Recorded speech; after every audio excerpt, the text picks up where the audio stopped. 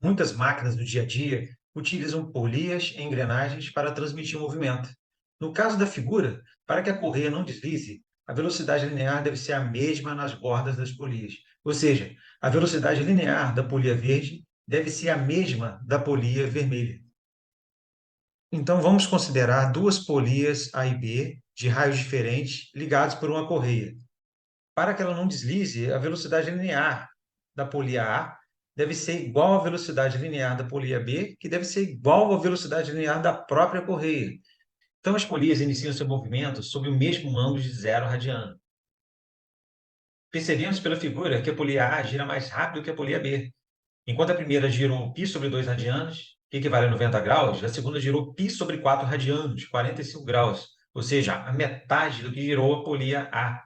Portanto, nós podemos concluir que as velocidades angulares são diferentes.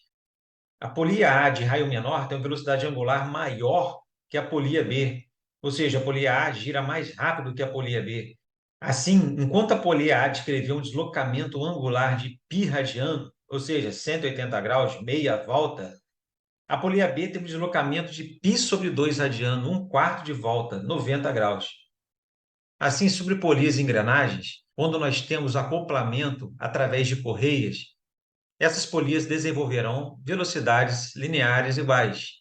E velocidade linear é o produto da velocidade angular pelo raio. Igualando essas expressões, substituindo as respectivas fórmulas, efetuando os cancelamentos, chegamos à conclusão que o produto da frequência pelo raio são inversamente proporcionais, ou seja, quanto maior a frequência, menor o raio. Isso descreve que a polia A vai girar sempre mais rápido que a polia B, por ela ter um menor raio. Então, na expressão, frequência de A vezes o raio de A é igual à frequência de B vezes o raio de B, que nós obtivemos através da igualdade das velocidades lineares. Acoplamento por eixo. Neste caso, o eixo é o responsável pelo contato direto entre as polias, enquanto no anterior, quem era o responsável era a correia. As polias iniciam seu movimento sobre o mesmo ângulo de 0 radiano. Quando a polia A girar π sobre 2 radianos, a segunda também girou π sobre 2 radianos, ou seja, 90 graus, um quarto de volta.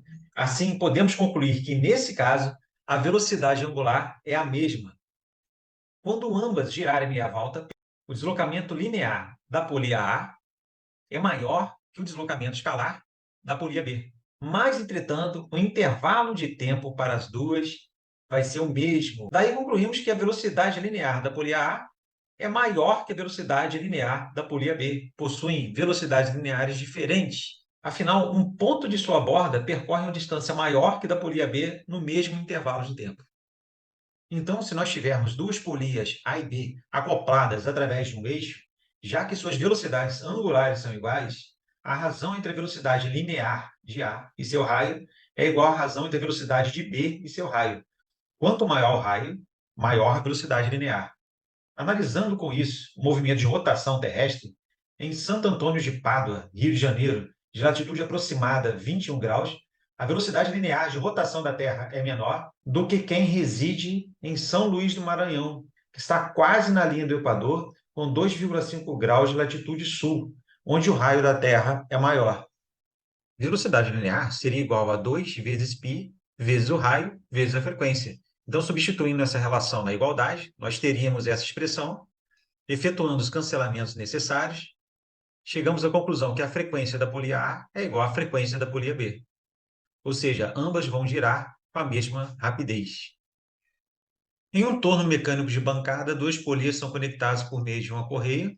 Uma das polias tem 10 centímetros de raio, realiza 80 voltas por segundo. Está perguntando, então, o número de voltas que a segunda polia dará por minuto, caso tenha 20 centímetros de raio. Anotando os dados do problema, o raio da polia 1 vale 10 centímetros, ela dá 80 voltas por segundo, que é a mesma coisa que eu dissesse que a frequência da polia 1 é igual a 80 Hz, 80 voltas por segundo, 80 repetições por segundo. Eu estou querendo, então, saber qual é a frequência da polia 2, sabendo que ela tem um raio de 20 centímetros. Colocando a expressão que a gente viu anteriormente, fazendo as substituições, 80 Hz é a frequência da polia 1, 10 é o seu raio e 20 é o raio da polia 2. Multiplicando, eu vou ter 800 é igual a 20 vezes F2, dividindo 800 por 20, a frequência da polia 2 vai dar 40 Hz. 40 Hz significa 40 voltas por segundo. Mas eu estou querendo achar a quantidade de voltas por minuto. Por isso, eu vou pegar 40, multiplicar por 60. Isso vai dar, então, 2.400 voltas por minuto, que é a mesma coisa que eu disser que é 2.400 RPM. Então, a resposta correta é a letra B.